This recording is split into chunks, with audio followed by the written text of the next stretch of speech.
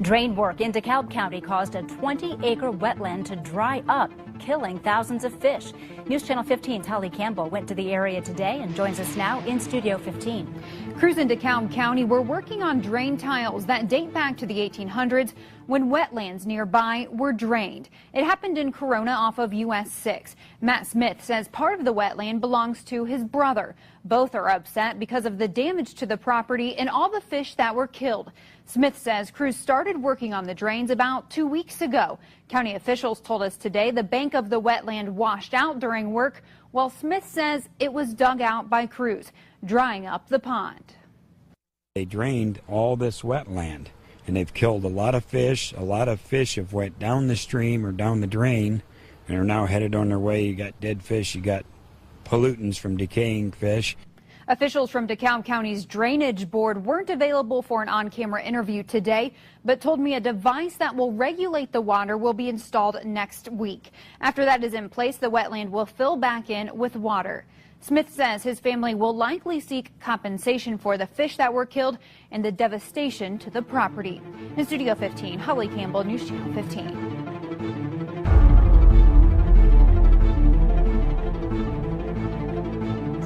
But they're hurting big time as well. It's been a tough year for New England farmers like Bill Clark. The land he owns and farms in Danvers, Massachusetts, the Clark family has owned since 1728.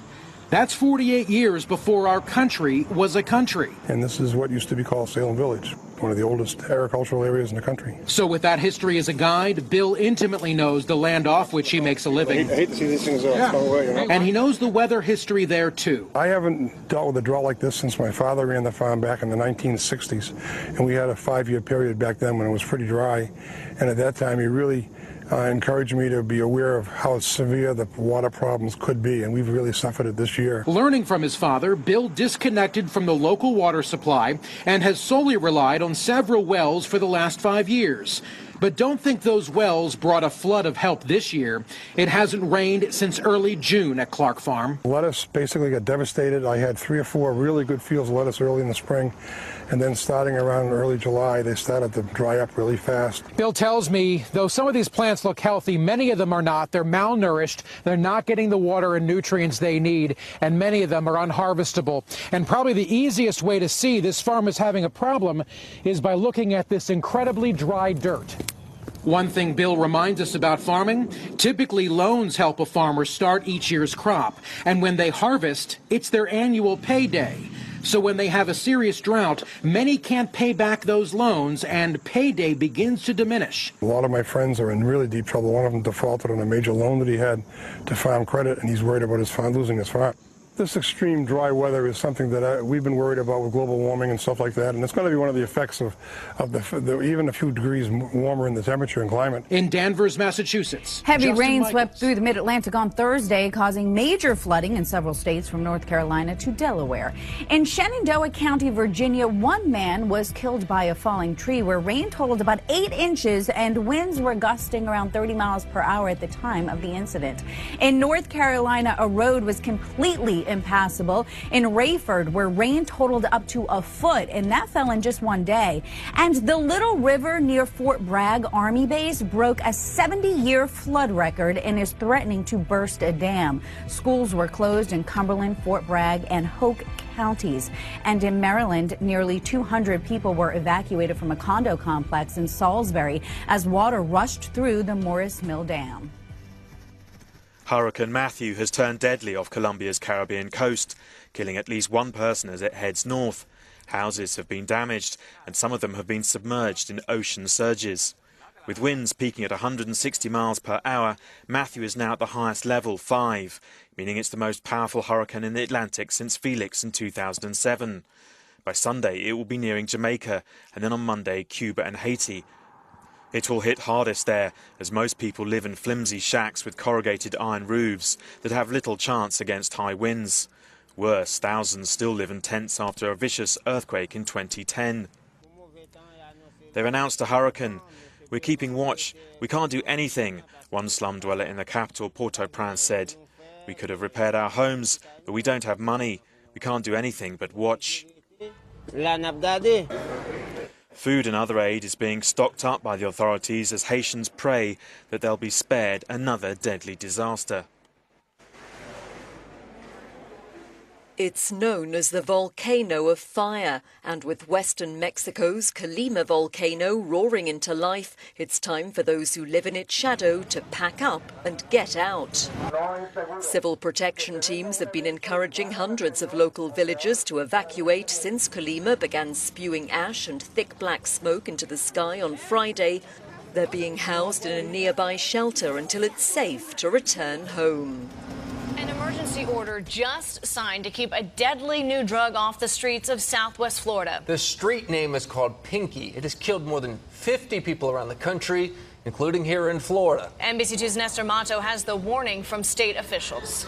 Well, it's cheap and it's easily available on the streets or even online. It's also 50 times more powerful than heroin, and it could kill you.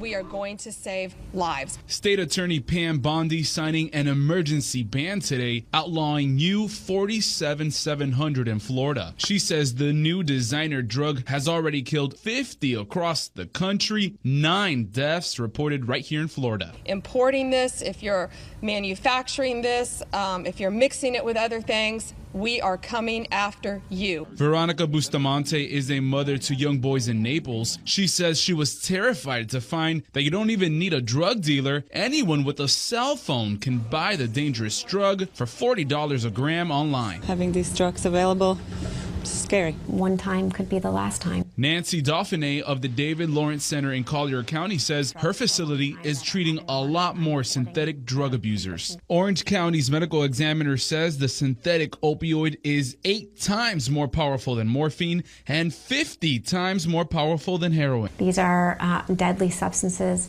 and it can be like Russian roulette. Experts say the drug was created by researchers in the 1970s as a morphine substitute, and it could cause breathing to slow down or completely stop. Now dealers from out of the country are reusing the chemical recipe and selling it in the States. Bondi says the drug has no medical use, so she wants it banned before someone else falls victim. I feel, safer that we are controlling it and it's not available for kids or anybody. The drug comes in pill, powder, and nasal form, and it's actually believed to have been in singer Prince at the time that he died. Bondi says anyone caught with the drug could face a third degree felony and 5 years in prison. Thousands of Ethiopians had gathered for an annual religious festival in a town about 40 kilometers south of the Ethiopian capital, Addis Ababa. Mingling in the crowd were anti-government protesters. Their chants of "We need justice" stopped community elders from giving their speeches.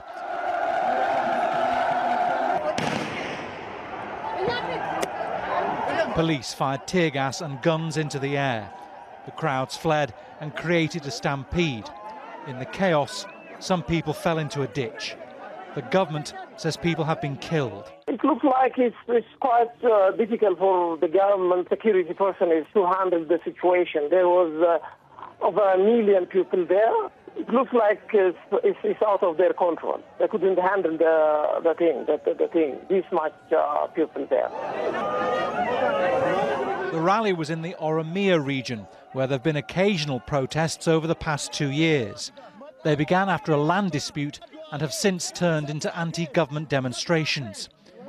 Opposition parties failed to win a single seat in parliamentary elections last year. They accused the government of rigging the vote. Government leaders dismissed the allegations and say rebel groups are provoking violence. They called it the Global Day of Rage for Aleppo. In cities across the world, like here in Berlin, demonstrators gathered to denounce the all-out Russian and Syrian bombing campaign of residential areas that's left hundreds of people dead. In Turkey, too, protesters took to the streets in solidarity with civilians under fire. The message and emotion in Istanbul was echoed on the streets of London. Fears are growing of an even greater bloodbath with a full-on ground offensive in Aleppo looming. The Syrian army is also being helped by Iranian-backed militias. Addressing the international community, he says, when you see Bashar Assad and the Russians and the Iranians committing crimes against humanity in Syria, violating international law, and you're doing nothing to stop it, then you're part of it. Syria's multi-sided civil war has killed hundreds of thousands of people, made half the population homeless, and allowed much of the east of the country to fall into the hands of ISIL. Al Jazeera's team in Aleppo was on the scene when an airstrike hit a residential area. Amr al-Halabi reports.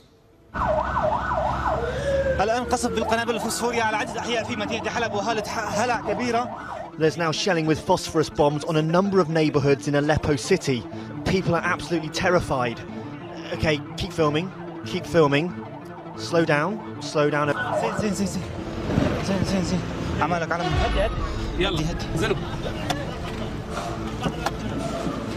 Let's go. OK, film, film, film.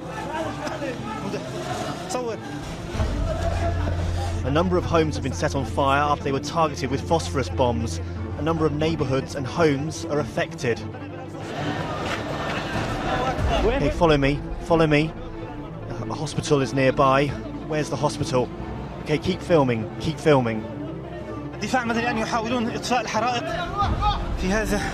سكر بابك، سكر بابك، سكر باب الباب. لا، امشي شوي شوي. The defence forces are trying to put out the fires. Okay, drive slowly, drive slowly here. We have to evacuate the place because warplanes usually come back and target the same areas they targeted before. A number of warplanes are now roaming the skies and shelling Aleppo with phosphorus and cluster bombs. Well, as James just said, it was 1 year ago today that Russia began its airstrikes in support of Syrian President Bashar al-Assad. And in that time, more than 12,000 refugees from Syria have come here to the U.S. Tonight, national correspondent William Lajeunesse examines what happens to some of them after they arrive. This is what they left. This is where they landed. A life of heartache replaced by one of hope. Here it's very comfortable and chance for me and another people. The Bilal family arrived in the U.S. 3 months ago after fleeing war-torn Syria. The situation in Syria is very bad. Here I find peace for me and my family. Like others, the journey wasn't easy, including 3 years in Jordan for a background check. Now, thanks to the State Department, U.S. taxpayers, and their caseworker, the family, everybody's okay. Life in California is looking up. This is Ibrahim Hussein. It is his job to make sure these immigrants and these refugees do not fall through the cracks, financially or culturally. So he spends a lot of time in the car, going to the bank, to the school, apartment, to make sure these people get off on the right foot. When they come here, they're so much grateful. They want to help themselves and help their children. To start their new lives, each refugee receives $1,200 from Washington. They also qualify for food stamps, Medicaid, and welfare. And while some 40% of refugees receive benefits for 5 years or more, Samir hopes they won't need it. Dad, now training for a gas station. Training. Learn the gas station in the cashier. According to the State Department, of some 12,000 Syrian refugees this year, California took in the most, followed by Michigan and Texas, which along with 31 other states is trying to bar their entry. I am lucky coming there, but maybe 10 million in Syria, it's damaged life. I tell them this is the greatest place on earth. A refugee himself from Somalia, Hussein understands acceptance can take time, but he says refugees like the Bilals just want a chance to prove they too can be Americans. I know a lot of people are afraid of me because I'm Muslim and from Syria, but I hope once they get to know me, that will change. Thousands of people have taken to the streets of Warsaw to protest against a potential total ban on abortion in Poland. Under the current law, abortions are only allowed in cases of rape, incest, or if a woman or fetus's life is in danger. And a new bill is being considered to restrict it further. Speaking at the demo, a member of the Democratic Left Party explained how a petition to liberalise laws was rejected by Parliament, while a proposal which could result in jail time for women terminating pregnancies is being considered. Last week, Polish MPs voted to push a citizen-led petition for a total abortion ban for further review. Another pro-choice protest is scheduled for Monday, when women are being called upon to go on strike in the hope that their collective absence from work will send a signal that is difficult to ignore.